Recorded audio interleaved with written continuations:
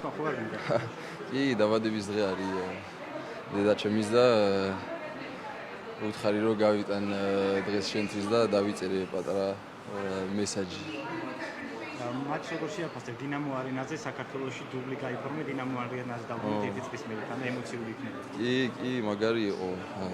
ვიცით როგორ დამთავრდა აქ ის თამაში რომ გავედით ევროპის ჩემპიონატზე.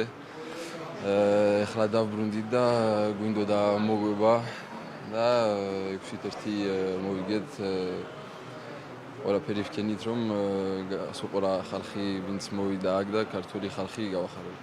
4 გოლი გაიტანე მარტის სანაკრებო მატჩებში, ორივე მატჩში 4 გოლი გაიტანე. როგორ შეაფასებ მთლიანად შეკრებას? და ერთი პასი. კაი იყო. მე რო ჩამოვდივარ აქან კლუბშიც ვცდილობ რომ დავეხმარო აქ ნაკრებში და იქ ლიონში. სულ ყველაფერს ვაკეთებ რომ 100%-ზე ვიყო და სულ არ ვიცი როგორ გითხარო დავეხმარო ჩემ ქვეყანას.